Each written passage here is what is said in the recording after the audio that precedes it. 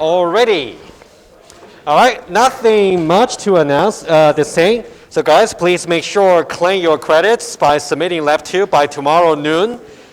Okay, strict deadline. Just make sure to submit your best attempt.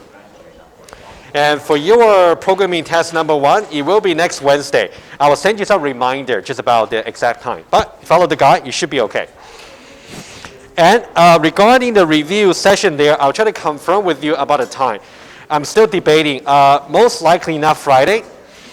Could be Sunday evening, could be Monday evening. We'll see which time. But if you cannot attend, I'll record the session so you can still go over. I'll confirm the time with you.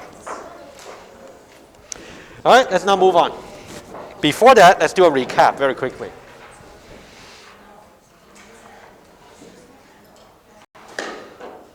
All right, so last time we spoke about the relational overriding. Especially we spoke about this particular algebraic property, right?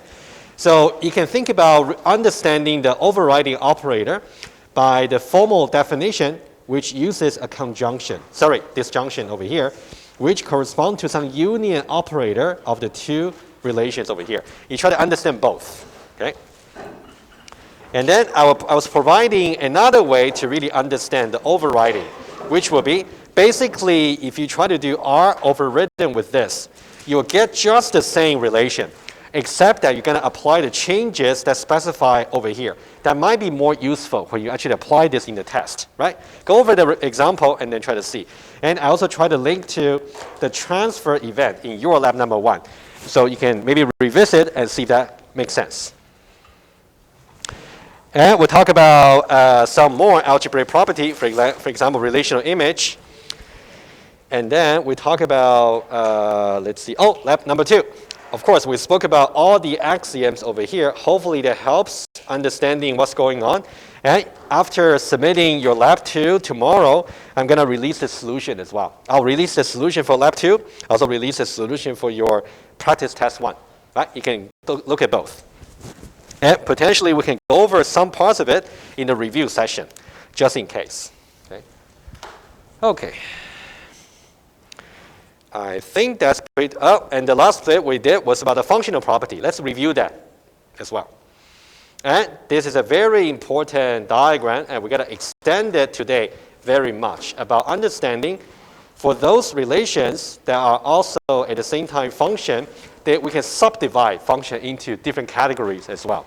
That's something we'll see today. We'll get there. Before we start, any questions you want to ask me to clarify? All right, good. Very nice. All right, let's talk about functional property, and then we can dive into different kinds of function. Okay, we are really moving towards the end of the review. Let's see how much we can do today. All right, so this will be the functional property, and that's an implication over here. That means when you actually want to prove or disprove that a relation is a function or not, you really want to take advantage of the fact that it's an implication for the definition. All right? But before that, let me mention something here. So there are two interpretations for you about a function. If you only look at the first one. All right, the first one tells you that. So the first one, okay, I'll try not to make it unorganized. So each domain value maps to at most one range value. So here at most one is important. At most one means it can be 1 or it can be 0, meaning that it does not map to any range value. And when it does not map to any range value, you'll fall into some function called partial function, which we'll get to in a moment. Okay? So we're saying that if you're trying to map the same domain value, but you got T1 and T2, both are in the relation, then it must be the case that T1 is equal to T2. They cannot be both different. You cannot say a domain value mapped to two distinct values. That's disallowed. All right? That's the first interpretation. The second interpretation, which corresponds to this question here, we want to rewrite the functional property using contrapositive. Right? Let's remind ourselves what contrapositive is. So when we say P implies Q, is equivalent to not Q implies not P.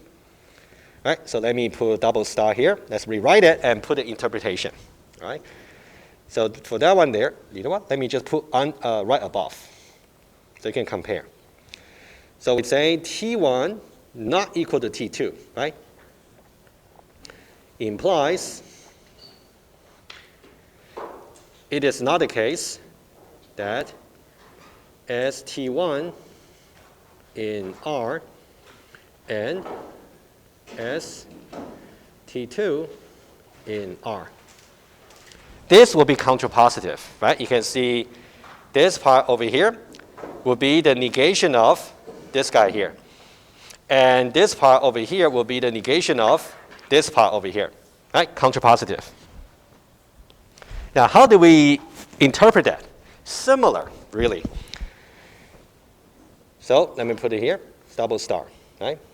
That's a contrapositive. Now, this way, let me just get rid of this one here.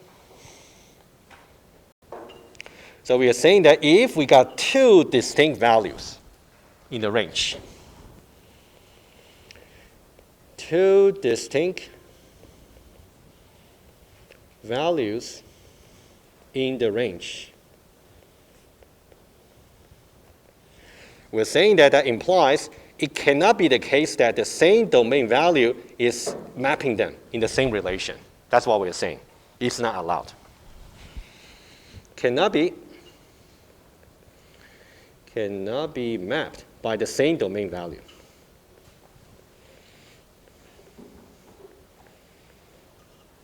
And we'll look at some concrete example on the slides.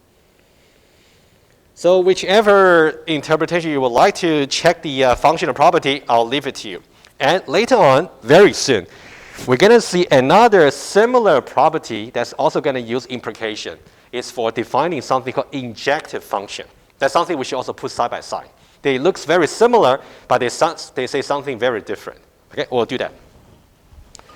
Let's also talk about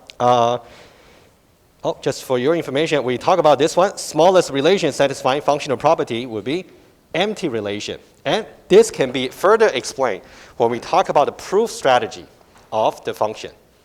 Let's talk about proof strategy. How do you prove or disapprove that a relation is a function? All right, let me just start directly. We have to focus on the fact that we got an implication over here. To prove, why don't we talk about a trivial case? So in order to prove, trivial case would be if we can somehow just make sure this antecedent over here is false, meaning that there will be no such ST1 and ST2 we can find in such R. In that case, R could be just empty. Right? If that's empty, there's no such thing. So that would just be false. Proof number one, that'll be trivial case. Show that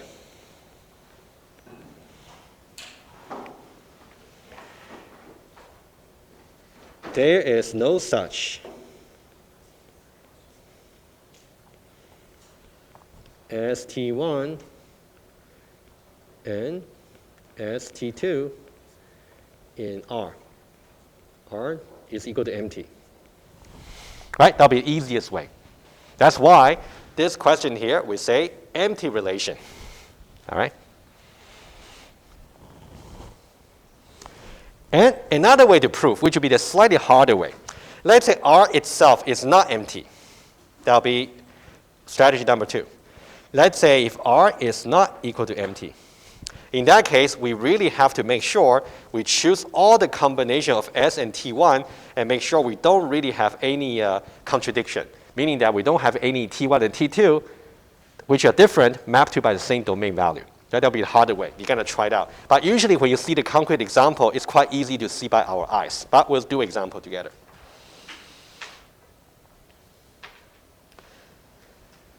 Okay, this way you're going to check to make sure no domain value maps to distinct range values, which is not too bad, usually when you're given concrete example. All right? And okay, that'll be the two ways. What about disproof? How do we show that an implication is actually false? Antecedent true, and then it's false, right? So disproof basically find a witness which shows that some domain value D and also range value R1, for example, is in R. And the same domain value D and to a different R2 is also in R. That's something you want to show. And of course, over here, R1 is not equal to R2. So these are the separate things you want to show. That can find a contradiction to the property. One here, 2 here, and 3 here. That's how you disprove it. Right? We're going to do that as well. All right, any question about functional property?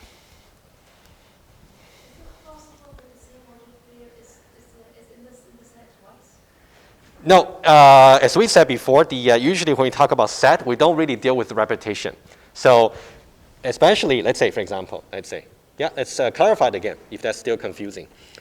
So you wouldn't really write any order pairs like a relation, something like a A1, also let's say A1. You wouldn't really write that because you should just consider it as one single pair because there's repetition, right? So you don't really want to worry about that. So just be that. Okay. All right, any question about this? All right. If no, why don't we go over some example on the slides to see if that might help. Some. All right, functional property, and then equivalently, that's contrapositive. All right. Let's say we got S and we got T. Okay. Let's now see this. S cross product T. First of all, it is the maximum relation you can get from S and T, right? That's what we said before. Is this particular relation a function? If you think that it is, you have to show for every combination that will satisfy functional property. If you don't think it is, you got to give me one witness to violate the functional property. Meaning that give me 2 pairs where the domain value is the same, but the range values are different. Anybody? Cross product. Go ahead. 1A, 1B. Yeah, exactly. Yeah, exactly. 1A, 1B can be one witness. You can see the same domain value, but the range value is exactly different. Right? That'll be one witness. You got other witnesses as well. All right, so that's the first example. How about this guy here? Right? This one here, you first got to figure out exactly what it is. Okay? Let's take a look. If you look at, okay, by the way, this guy here is a set difference. Right? It's trying to take out something on the right-hand side from the left-hand side. The left-hand side is a set of pairs. The right-hand side also is a set of pairs. We're just using the set comprehension notation, right? And the right-hand side saying we want to find all the set of pairs, we want to find a set of all pairs where the first element is simply equal to 1. In that way, it can be 1A, 1B. Yep. So we are trying to take 1A and 1B out from the cross product. After taking these out, is the resulting relation a function? If you don't think it is, give me another witness pair. Yeah? Yeah, exactly. That's good. It's quite simple. Because we're only getting rid of anything to do with A. So maybe this witness is no longer there. But this guy here, for example, is still there. Absolutely. Okay? Yeah, I just want you to be more comfortable about answering this kind of question. One more. How about this guy here? Is this a function? Given that we actually got A and A here the same. That's basically what you asked last time. Is this a function though? It is a function, okay? That one there is not an issue here. You just want to make sure, for example, 1 is only mapped to A. At most 1. 2 is only mapped to at most one B. 3 is only mapped to A. The fact that 2 different domain values, they map to the same range value A, that's something different, which we'll talk about. All right? So you're fine with this. And this one here, absolutely, it's a function. Okay? Good. Hopefully that's good enough for now. Okay? What we should do is we should talk about something called partial function versus total function. All right? Let's now talk about this. This potentially could be very confusing, but it's not too bad, right? Again, we're given a relation R. Okay? What we want to do is we want to define what a total function is, what a partial function is. Let's go here directly, and we'll go over some example. Let's see this. Okay? Symbol first. So if you see something like this with kind of like a forward slash, this means partial. And if you don't see that particular forward slash, that means total. Right? Partial versus total. So here, this guy here, it will be the set of all possible partial functions. Pretty much like when we talk about this guy here, it will be the set of all possible relations, right? Set of all possible partial functions. And similarly, for this one here, you can just write down, so that'll be the set of all possible total functions. And that's why we're using a membership, right? We say R is simply one of them. What does it really take to qualify to be a partial function? Let's now take a look. Be very careful about the symbol here. Number one, the R here must be a function, satisfying the functional property. And the domain of that relation here should be a subset. Notice that it's not proper subset. It's a subset of the S. And remember, we say that R is basically a relation between S and T, right? That's what we're saying. And for total function over here, the definition goes, number one, it should be a function. And now it say that domain must be equal to the entire set over here. All right? Now, I want to somehow break this down a little bit here, just to show to you by the definition. So now let's now play a little bit with the definition of partial function. This guy here. All right, so this one here, let's do some very simple rewriting. When I say the domain of R is a subset of S, I can break it down into two parts. I can say the domain of R is a proper subset of S, meaning that it's strictly less than that. All right? Or the domain of R is exactly equal to S. Would you agree, that disjunction? All right? Now, this guy here, if you can see, matches exactly this. So that means part of the definition for the partial function includes the possibility for total function. Meaning that if you say something is a partial function, it might be a total function as well. It might be, not necessarily. Okay? So this one here means total function.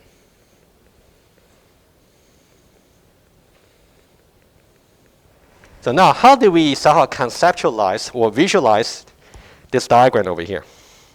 Right? Let's now try that. Oh, exactly what I say here. All right, let's try. What we know before, let's say this.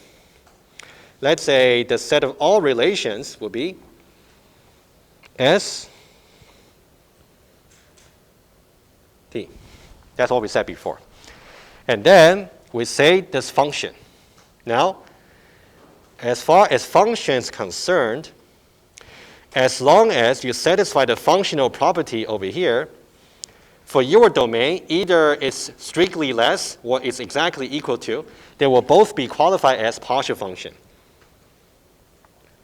Partial function. That means every function is a partial function. That's important, all right? every function is a partial function.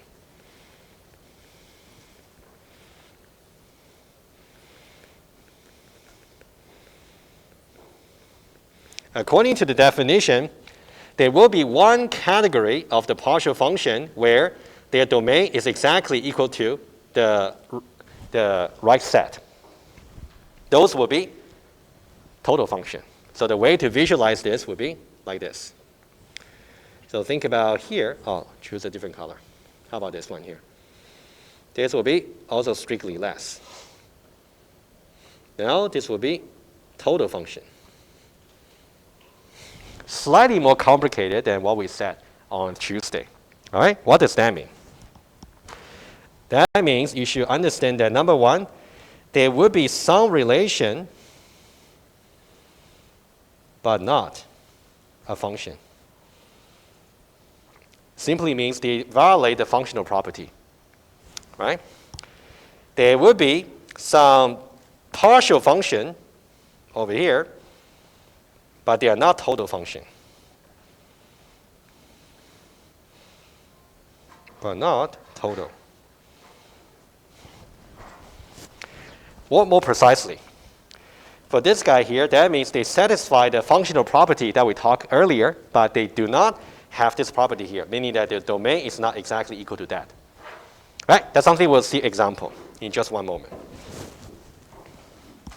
All right, guys, any question so far? So you got to remember, every function is a partial function. And then you want to know that being a partial, let me say it again. Given this, let's write it down. If R is a total function, what does that imply? That implies two things. That means R is a partial function, and also R is a relation. That's number one. Number two, if I tell you that R is a partial function, I can only say R is also a relation. I cannot say any further. I'm just trying to derive these little properties based on the diagram here, right? For example, when I tell you that R is a relation, can it be a function? Guarantee. No, because it might violate the functional property. Now, when I tell you that R is actually a partial function, can I tell you that it's also a total function at the same time? No, because the domain may not be large enough to cover everything. Right? So these are the two observations. And we're going to see example. And let's see one by one. Okay, let's take a look. All right. Any questions? Please just interrupt me if I go too fast. Let's now look at the right-hand side here. So what we have is we got a set of all possible partial function between two sets. So you can think about this guy here is S, this is T. Right? 1, 2, 3, partial function AB. And we are using a subset. I'm just playing with the set operator here. I'm saying everything on the left-hand side together is a subset of that. That means every member in that set is a member of this partial function. Okay? So what I'm saying is the first member here is a partial function. Also, this member here is also a partial function. What I could have said would be, I can say this guy here is a member of this. And this one here is a member of that. I can say that separately. But now I'm saying them together. By saying them together is going to be a subset of this. Right? Just notice the manipulation I'm doing. They're really saying the same thing. All right, so now we only want to decide about partial function. For this one here, only need to check functional property. You don't need to worry about the domain being the maximum. You don't need to. Only need to check the functional property. right? Meaning that for every domain value, they should not map to more than 1. Let's take a look. This one should be a function because 2 is only mapped to A. 1 is only mapped to B. We're good. And similarly, 2 is only mapped to A, 3 is only mapped to A. Even though mapped to the same thing, that's okay. It doesn't violate functional property. Only 1 is only mapped to B. All right, so we're good. This is good, and this is good. Are we okay with the first example? Just define checking functional property. Very easy. And the next one, let's now try to check total function. So this guy here will be the set of all possible total function. So now 2 things you got to check. You got to check, number 1, functional property. Number 2, the domain of the relation should be exactly equal to the S. S now being 1, 2, and 3. All right, the 2 things you got to check. If they violate any one of them, they cannot be a total function. So you can see total function is a more restrictive notion than partial function. All right. All right. Now, is this a total function? Okay. Number 1, it's a function because 2 only map to A, 3 only map to A, 1 only map to B. That's good.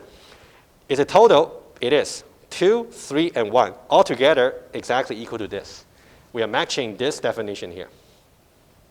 All right. Hopefully that kind of rings the bell from 1090. So 2 here, 3 here, 1 here. All right. Oops. Sorry about that.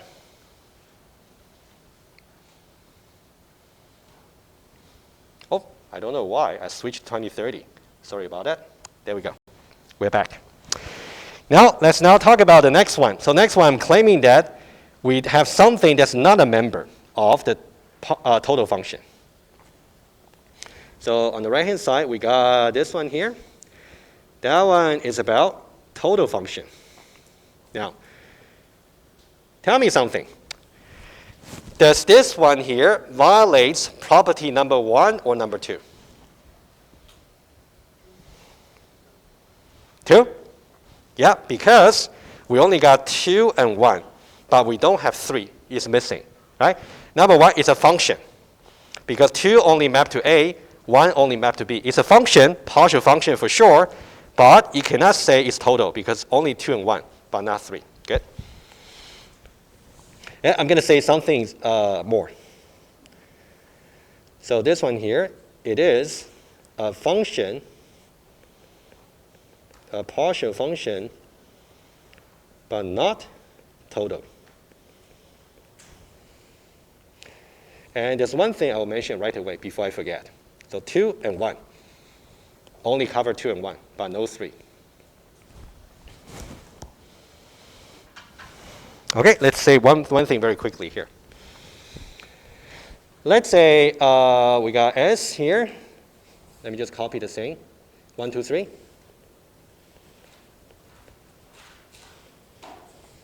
And then you got T will be AB.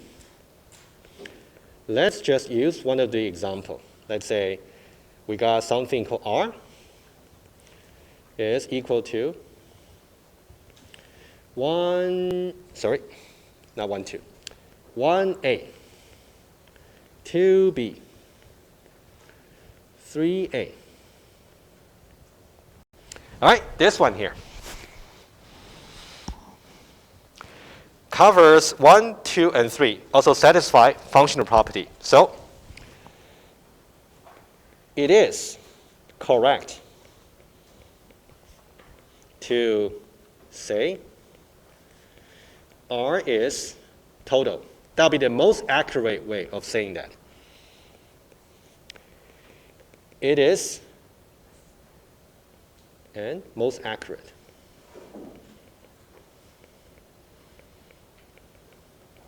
It is correct to say R is partial because every relation that satisfies the functional property is a partial function, as we said, right? But not accurate. there's an analogy I can try to make. Do you guys remember big O from 2011? All right. When I got something like an n squared, it is correct to say it is big O of n to the power 3. Correct. But not exactly accurate. Not the tightest bound.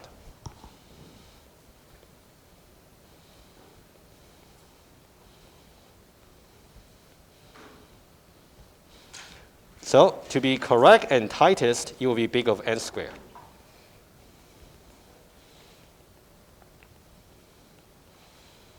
Analogy. So think about the tightest one you want to get into. If it is total, you should really say it's total. You shouldn't say it's partial. Right? Analogy.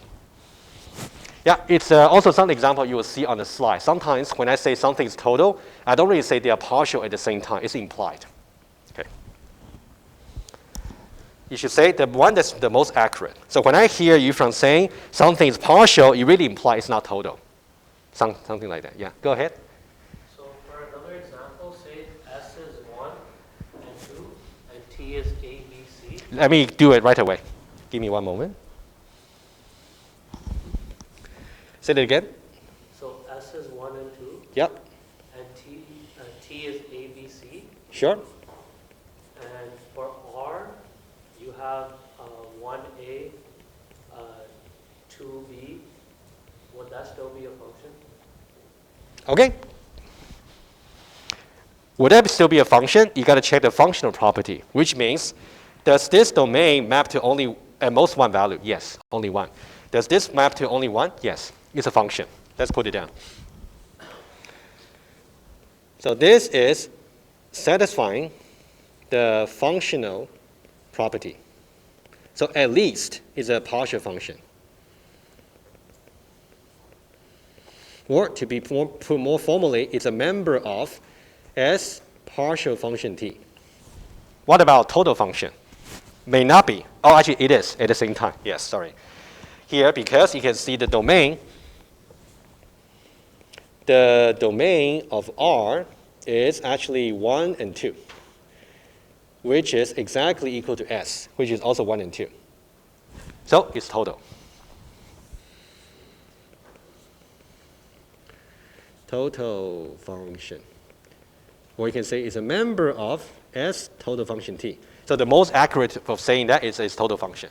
Okay, nice example that we can share. That's nice. Okay, looks pretty good. And then we can do one more.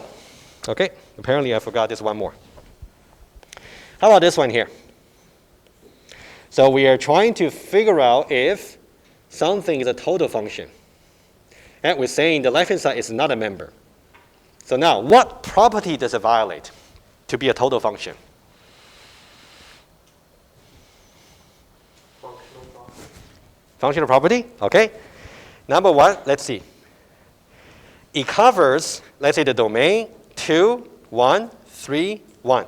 So it does cover 1, 2, 3. So it's total, not a problem. Seems like. But you should always check functional property first. It is not a functional property, does not satisfy because, let's now find a witness.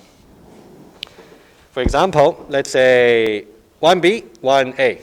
The same domain value 1 maps to more than 1 range value A and B. So, not a function.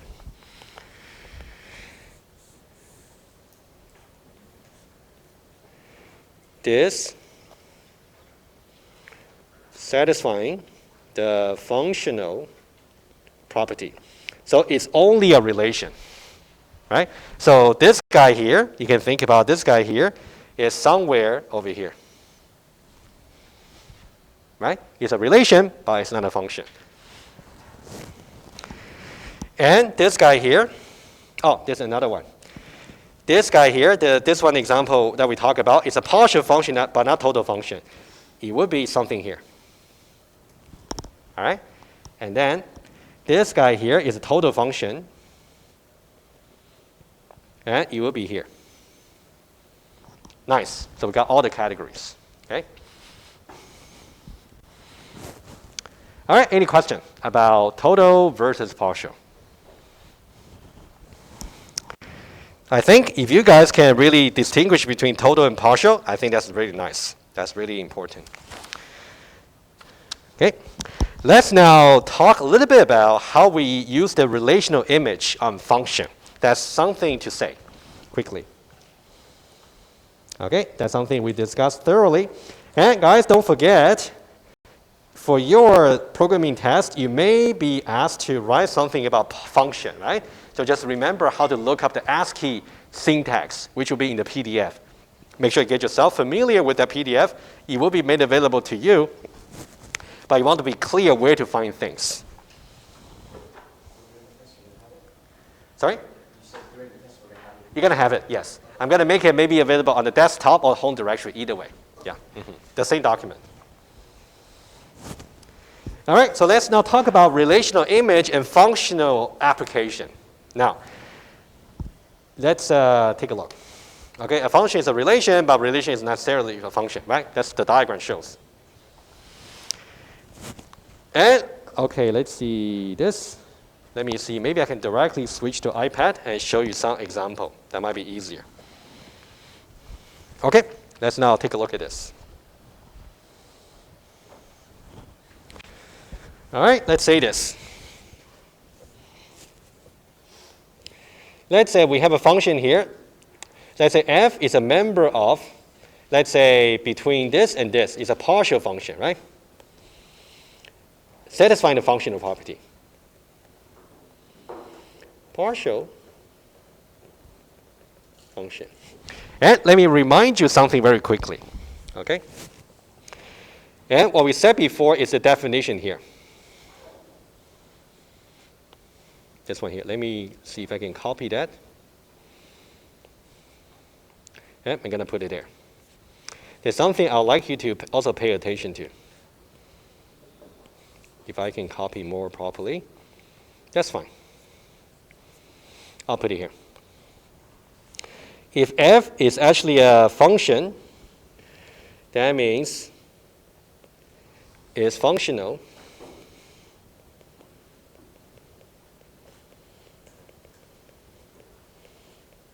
of f. That one we know pretty well. Now I want to talk about the right-hand side.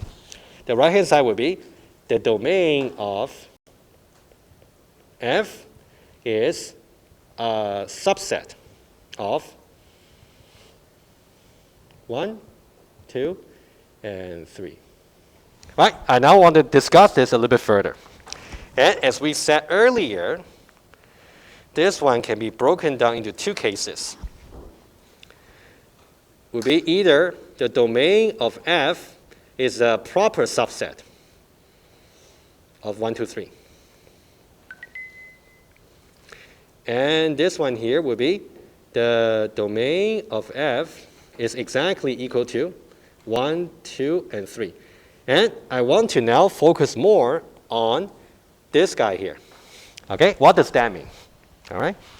When I say the domain of f is a proper subset of 1, 2, 3, that means I'm missing some mapping from certain domain value. Okay? This is important to see. So one of the possibilities for the partial function is you may not have certain mapping for some domain value.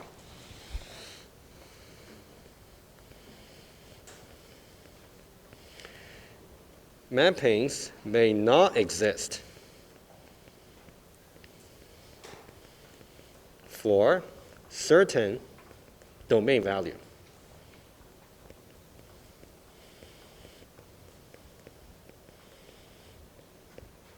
Could be 1, could be 2, right? I'm just saying because it's strictly less, right? We got a proper subset. And let's see in that example here. So now I got f over here, right? This kind of partial function is going to illustrate that idea. You can see the domain here is 3 and 1. 3 and 1. We are missing 2. That means somehow the mapping on 2 is undefined in this particular function. And now we want to know what's the effects of trying to call the relational image on each domain value. What are we going to see? And then I'll show you the corresponding one in function application to see the difference. Okay, let's try that. Let me make an annotation for you. So now over here for this particular function, the mapping for domain value 2 is undefined. It's simply not there. It is totally okay to have such scenario for partial function. But for total function, it's unacceptable because every domain value should be there. All right, let's try this. One thing you want to know here, so we got 3 and 1. So these two singleton set, the value over here, each one of them is a subset of, oh, you know what? Let me just make it a little bit more focus. Let's not talk about the set, only the 3 and 1. Each of them individually is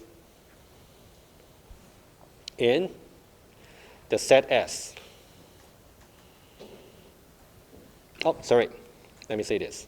It's in the domain of F. That would be better. Right? Because you can see 3 and 1, 3 and 1. So the corresponding value will be A and B. So I can say here it will be A, it will be B. That's good.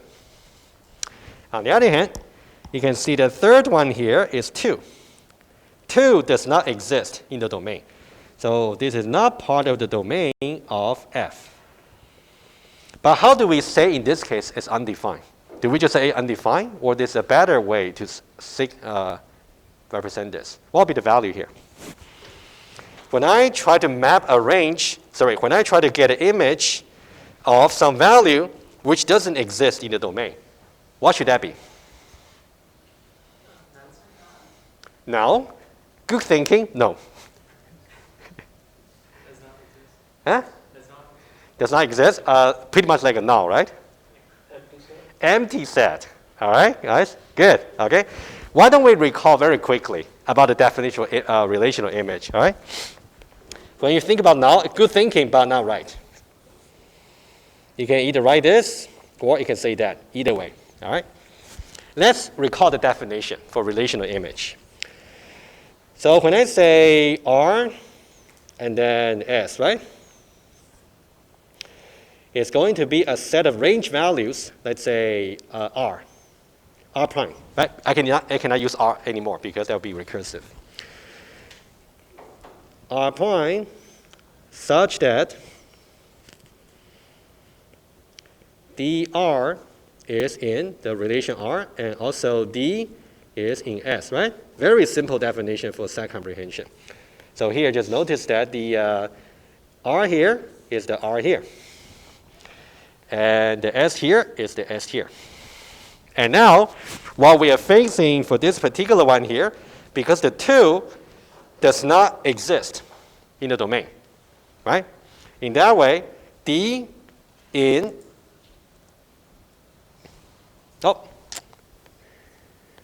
yes, exactly. D cannot be in that particular, each domain value in the R is not really in S. No way, because that's 2, it's not matching. In that way, the whole thing is going to be false. So resulting set will just be empty. Let me say it again. We try to find out every pair in R, which can be this one or this one. Compare their domain value against the value that's over here in the image. 3 doesn't match 2, 1 doesn't match 2. So this one can never be true. So it's going to be false. When you get the set comprehension notation condition here, false, just empty set. There's no member that can be collected in the resulting set. So empty. That's why empty here. Not null. Okay? Does that make sense to you? Good. Yes? Shouldn't it be dr prime? dr prime. I agree. Absolutely. I absolutely agree. Thank you.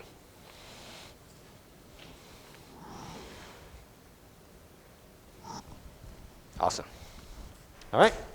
All right, so that's about relational image. And let's now talk about functional application, right? This is a bit tricky because in this case, F being a function, it is also a relation. It is, oh, question.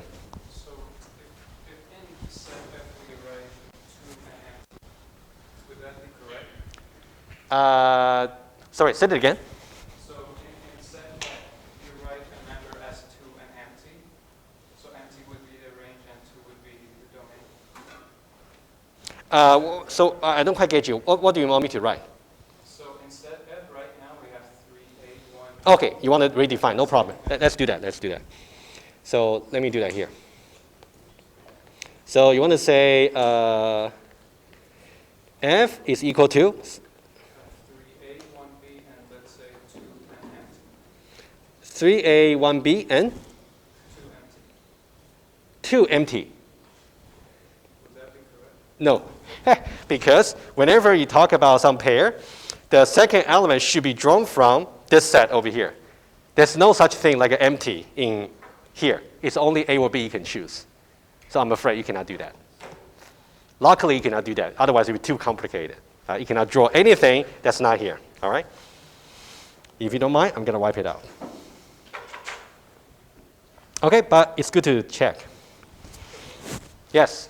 So empty braces and that I is the same thing, right? This one here and this one. Yeah, of course, they're the same thing. So on the paper, you can write either this or this. Both are acceptable. In Rodent, I think you have to write this, and it's going to be displayed as this. Oh, okay. So ASCII directly. Yeah, exactly. That's exactly right. So in Rodent, I don't think you can type directly in ASCII this, right? You got to, type something. Good. All right, so now what we have done so far is to say if F itself is treated as a relation, that's why we can do relational image. And we got to do one more thing, and then we can take a short break. So here, we are saying F is being treated as a relation. So here, F is being treated as a relation. That is why we can do relational image, right? Image, image. Now, if we want to treat F as a function, all right? As you can see from the slides, there will be some points for you to think about, right? I'll show to you, but I'm going to mention that too. One thing to note, if the relational image you're doing for F, but F actually is a function, is guaranteed. The cardinality of the resulting set is going to be less than or equal to 1. Oh, do you guys know why? Let me write it down here.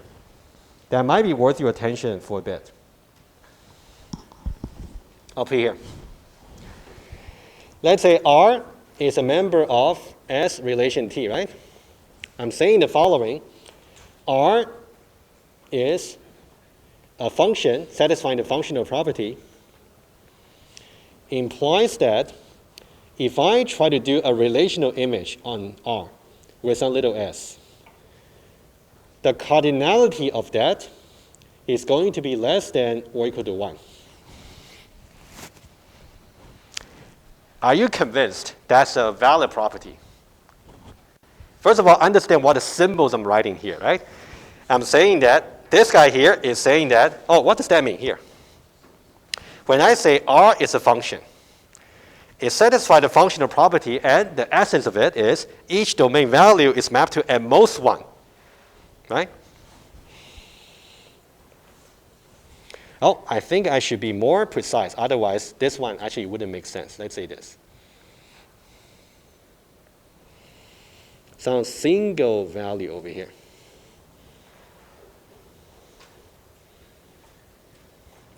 So this will be some single value, let's say D, little s, where the little s is a member of S. Yeah, that's more precise. Okay, now you can see the property a little bit better. We know that if R is a function, that means each domain value is mapped to at most. Domain value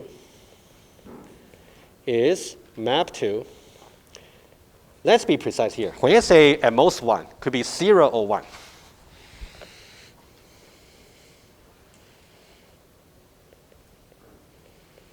At most 1 value.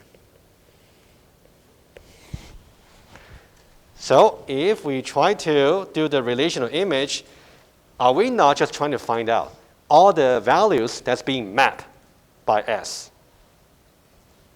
Given that it's a function, S should be mapped to at most 1. Could be 0, could be 1. right? So that's why this should hold. All right? That's how you think of it. And to say a little bit further, when I say less than or equal to 1 over here, let's talk about this. When it is equal to 1, that means S is part of the domain of R. And when the cardinality is is less than 1, that means it's equal to 0. That means S is undefined, not in the domain of R. Right? You can think about this when you study for that. Yeah, there are so many things that are suggested from definition, so we should just want to dig out as much as possible. All right? Okay, good. Okay, we'll get there. Okay, one more thing, and then we'll take a break. And what we want to know is, now, given that f is actually a function, meaning that every domain value mapped to at most 1, we now want to learn about the functional application notation, which is not strange. You have seen that ever since your high school, really. So let me put it down here. So all these were relational images. Relational images. And we are now going to talk about functional application. Okay, sorry. Let me see if I can just get that one there. You wouldn't let me? Never mind. So now for functional application, I'm going to put it here. I'm going to put it side by side. F, and F. Functional application, just parentheses. And you don't put a set anymore. You only put a single value. In the case of relational image, I put a singleton set, a set containing only one domain value. Right? But now I can say 3, and then 1, and then 2. So you can see parentheses over here really means functional application. Functional applications, right? And for 3 here, it just corresponds to just A. Because we know it's a set, singleton set, just definite. 3 maps to A. And 1 maps to B. And how about 2? Now, your answer originally now makes much more sense. It's undefined, okay? So you can say undefined, or more mathematically, you may have seen this, the bottom, just undefined. Okay, but think about it's undefined. So this is why it is important. Let me say that separately. In rodent,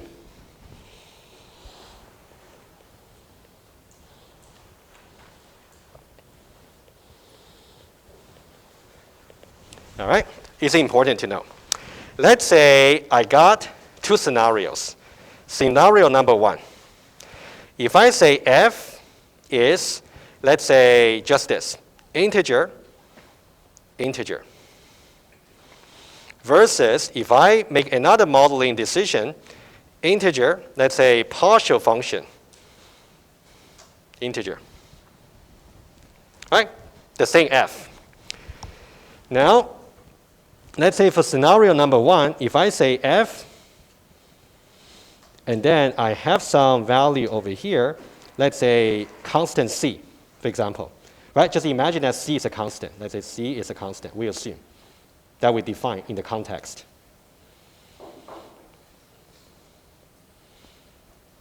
Okay, like here. Versus if I say f of c. Okay, first of all, just note down the difference here. So there are 2 modeling choices over here. Choice number 1, f is a relation. Choice number 2, f is a function. Now, what's the consequence over here?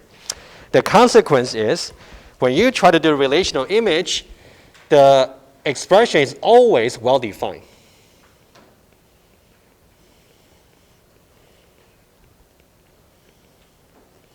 Because the result is just going to be a set, which I define over here, right? Remember, that's a definition. What's the worst case? Just empty set. It's always defined, right? But this guy here is not necessarily always defined because, for example, if you got something like this, the result is undefined. So now, here, rodent generates a proof obligation.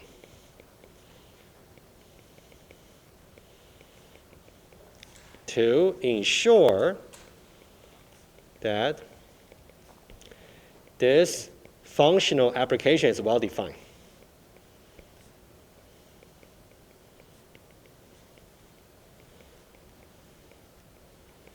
And guys, can you tell me what this proof obligation should be? It's a Boolean expression. What should that be? In order for this particular expression to make sense, what would be the proof obligation to show? It will not be well defined if somehow this result here is undefined. So in order for that to be not undefined, what's so important to prove? It must be a total function? No. Doesn't matter. We can choose that to be total function. We can choose that to be partial. Doesn't matter. Yes? C is in the domain of Yes, I agree. Thank you. Thank you. Yes, over here, it will be C is in the domain of F. All right? Hopefully that makes sense to you, right? Just remember. So whenever, let's say in the test or in your lab, whenever if you are writing some functional application expression, always ask yourself, is there something that's clear in my context, which is going to show that the domain over here, sorry, the value over here is in the domain of the function. Okay? For example, in your lab number 1, if you remember, let's say when we try to do, let's say, withdraw very quickly. And in the action part, we say something like the B should be somehow substituted by, withdrawing something, right? So we're going to say something like B of the balance, somehow minus some amount, right? Oh, sorry, that's weird. Let's say A1, account 1, minus some amount. If you don't put any guard for the event, it's not going to be able to prove that this expression here is well defined because B is a function, if you recall in lab number 1. But now, in order for this one to be well defined, we should put in the guard to say A1 should be a domain of B, meaning that A1 is a valid account, right? So this is kind of related, right? So this means in order for this to be well defined, I need to add a guard. So some guard over here, I want to say A1 is in the domain of B. So in the test, if you ever try to do any functional application, just remember there's got to be somewhere in the context, in the context of your modeling, that should be saying something like this. All right, hopefully that helps. Okay, I think that's good. Why don't we take a very short break and then taking attendance. Okay, let me pause the recording now. All right, let's now go back to the slides. We'll talk about, before the break, relational image versus functional application. That's great. All right, so now this will be a fun exercise for us to do. So this one here is not exactly mathematical, and this one will give us some flavor about the case study that we're going to do for the remaining of the semester. It would be something like this. We describe some real-life scenario, like a business problem, and now we want to see what kind of modeling notation should we choose. That's something we have to learn from this course. Let's see. This will be your first modeling exercise for this course together. Let's read it together. We have some system for keeping track of the employees as to where they are in the premise. Maybe they are in LaSalle Building 105. Maybe they are in LaSalle Building maybe they're in Life Science Building 105, maybe they're in Tel Building 206, something like that. And then to really do this, employee, each one of them got some active badge to identify their location. Whenever they're scanned, we will know where they are in the central database, right? So now we want to know what kind of variable should we declare for modeling this situation here. All right? Now, let's assume we've got two carrier sets. Let's say we got employee and we got location. All right, carrier set. Employee will be the set of all possible employees in the company. Location will be like a Lausanne building, life science building, whatever. All right, two carrier set. Now, question number one. Is it appropriate if we try to say the where is variable here to track where they are? It is a member of a relation between employee and location. That's a question. And don't be too surprised. This could be maybe not written test, but maybe exam question, right? I describe some real life scenario to you, and now I say, I have the following modeling decision. I want you to tell me if that's appropriate or not. How about this one here? Think about it. I'll let you guys think, right? So what you really want to do is like this. You want to think about what does it really mean to be a relation? And then for all those possible ways to construct a relation, do they really make reality sense?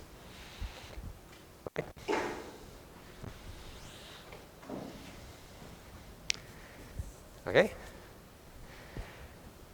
Okay, anyone would like to speak up for this one here? I think it's good. You think it's okay?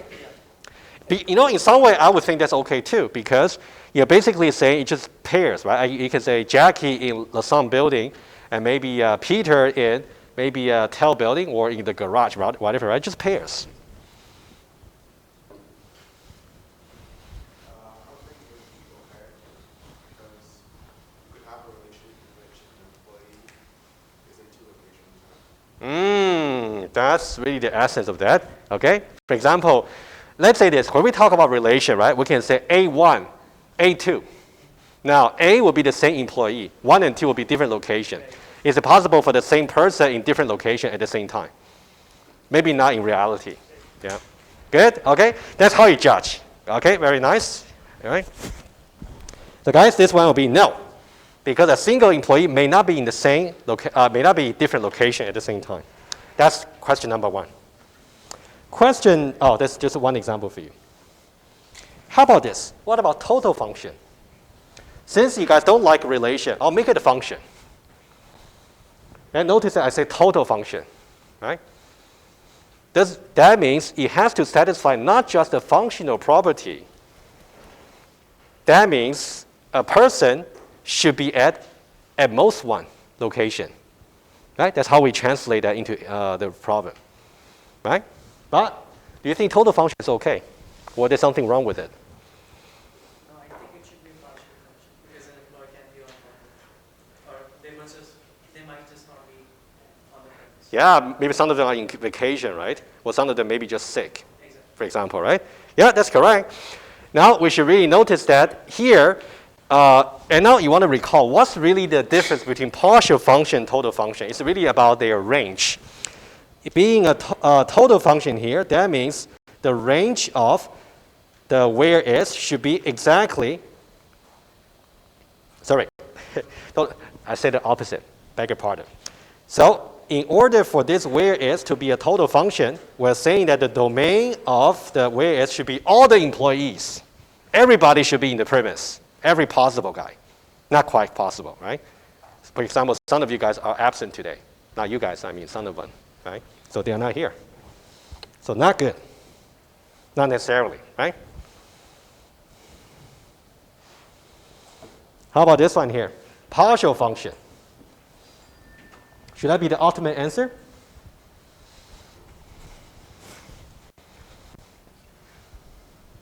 Or you think there's something wrong with the partial function? So it turns out this might be the best possible for us so far. Okay, partial function means don't worry. As you can see, that's almost the last item on the slide, right? It's got to be right? So here you want to understand that for partial function here, there's one little detail you want to notice, right? Which we learned on the paper. So where is over here? There would be certain employees, the domain value, who has undefined location in the premise, which makes sense. Maybe somebody is absent, they simply don't have any location right now. All right? So we're good. All right? So that's just something to give you some idea about how the math can be used. And we're going to use this kind of intuition when we get to the the case study. And if you look at the end of the slides, I also suggested a few more exercises for you. Yes, question? Yeah. You mean this one here? Yeah, so the difference is, the one I'm highlighting here, employee total function location, this will be the set of all possible total functions. And we are saying that this centralized database where is a member of it, only one of them. Okay, better be not empty, hopefully, right? Alrighty, so let's now move on. So given that we only got about less than 10 minutes, I will suggest this. Next week, I think Tuesday, I can spend hopefully less than half an hour to finish everything else, and we can be done with the review. That's good. And then we can start a bridge example. However, I would suggest that we do the following. I will just summarize about the functions that you should know. Also, some definition you should really also review. They might be useful for your programming test, so don't wait for me. The definition is already there. Okay? So let me just summarize quickly, and then we can take a look. So what's really left? All right, so we already talked about this, right? I'm going to leave that clean. You can make a note yourself if you want to. All right, let's now talk about the remaining function that we're going to talk about. Goes like this. Functions, different kinds of functions. A bit like how we categorize between domain, range, restriction, and subtraction. Now, we got 6 different possible things for us to think about, all right?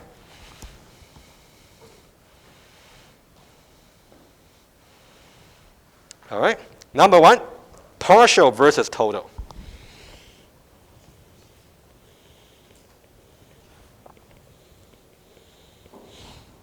All right, and then the other dimension is going to be injective, surjective, bijective.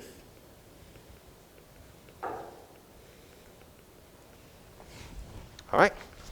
Now, this is how I remember the symbol myself. All right. For partial, it's going to be something like this, right? Always got this forward slash,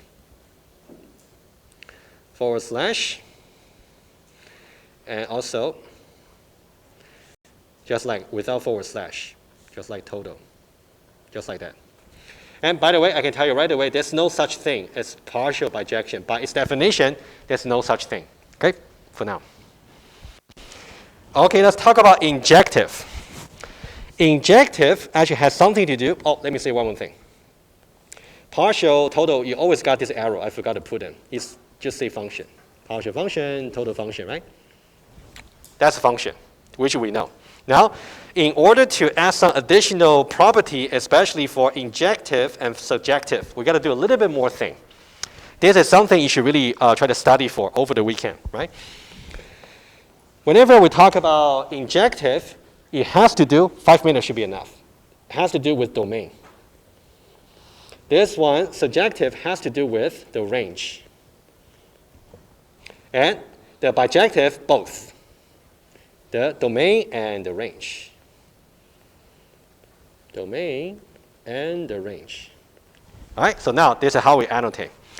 When it has to do with the domain, we just put a tail over here and a tail over here.